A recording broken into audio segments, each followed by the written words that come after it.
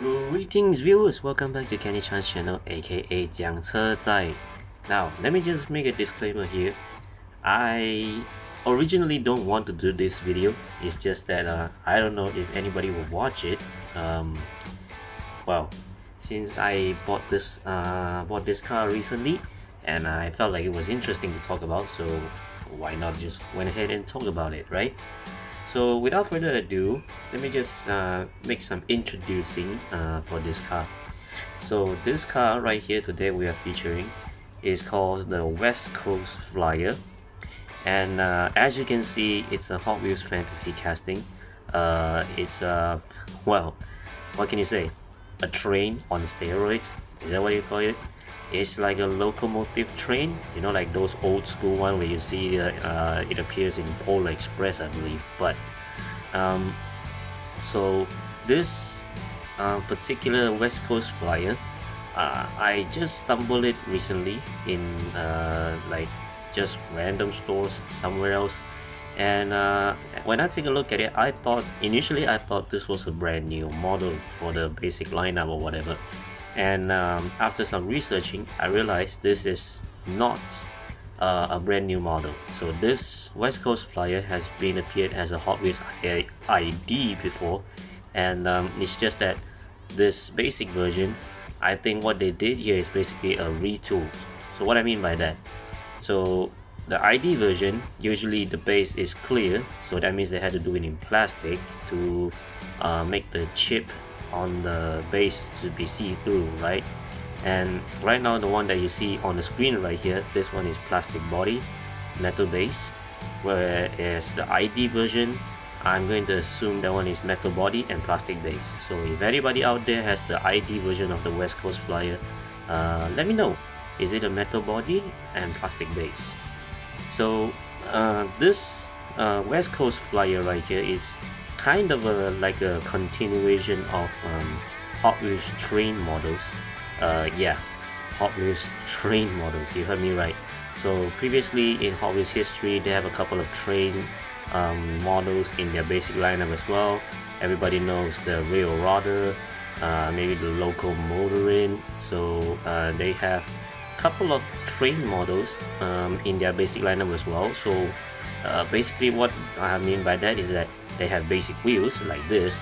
They have like 4 wheels, or in the case of Railroader, there's like 6 wheels on it.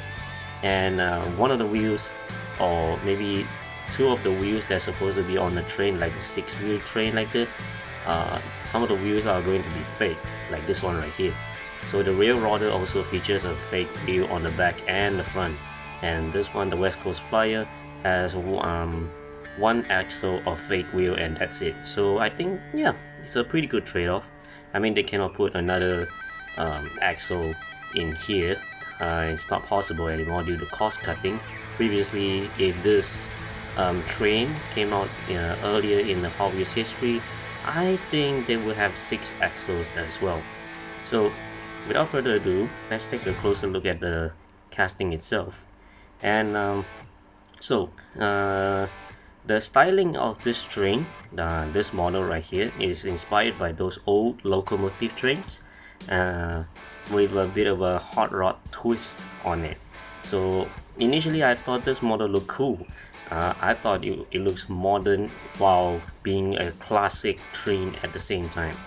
So the wheels are I believe size 10 at the front and a size 12 at the back. They featured the steel wheels, the plastic steel wheels, and in this red chrome lip trim. So here's the tampo print. It says 700 on it. No, sorry, let me rephrase that.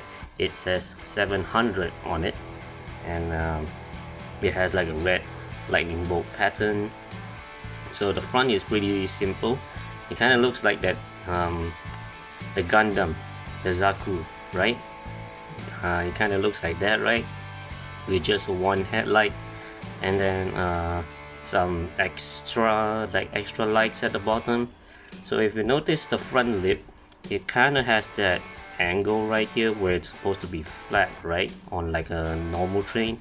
So that indicates this model is designed for the track. and basically it makes it easier to go through loops or something like that. So that's why the front end looks kind of weird. I mean, it's okay for me. I mean, it's a fantasy model, and I just really like how the colorway and the design of it looks kind of cool. You know, initially you wouldn't thought this was a train straight away, right? You wouldn't see the cabin here. You would just see on the front like this, and then you would thought it as a something else, right?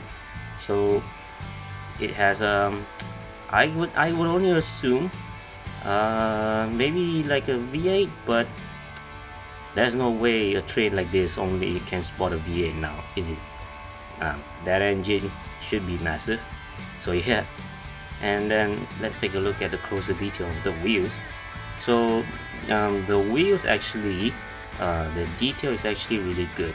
You know, the way that the link chain thing, they all linked up, it looks pretty good, looks pretty cool as well. So yeah, the details of it's actually not bad, you know, for a fantasy model. Usually they will just do like whatever they can, right? So for the details like this, it's actually not bad. Now I would like to see this in maybe a black base, because I'm sure when it's in black it will look much better, at least that's my opinion. And here's the cabin. The cabin itself is pretty small, and there's no interior, you can tell. Definitely there's no way they can stuck an interior there. And it says HW Bullet underneath the window there. So this is like a hint. It's kind of like a bullet train, right? It looks kind of like a bullet. If you look at it like this, right, it looks like a bullet. Also because it's very fast, I assume it's very fast in the Hot Wheels world, so it's like a bullet train from Japan. Now it would be really cool to see Hot Wheels to take the Japanese bullet train and then make a basic version with wheels like this. Like just make a Shinkansen inspired train basic Hot Wheels car, you know. So, and then here's the top. As you can see, the top, it says, let me just, all right, it says HW Bullet 700 kbh. So it's like 700 kilometers per hour, I believe, kilometers per hour. So yeah, that's really fast, by the way. Even the Japanese one only reached 320, I believe, kph. And then here's the rear. Nothing else really interesting, really. I assume those space on both sides, those are the tail lights. Yeah, because this is a train car thing, so it has tail lights. And as your base, it says the name right there, West Coast Flyer, made in Malaysia, 2019, Mattel. Yeah. So this train looks pretty simple, but at the same time the details of it is actually really good. If you look at the casting itself, it's actually really good.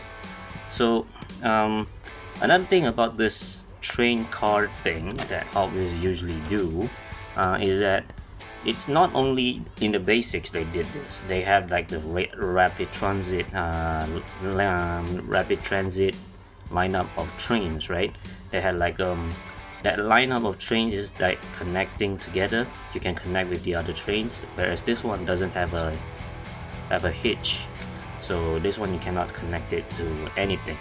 And I kind of wish I have a couple of rapid transit.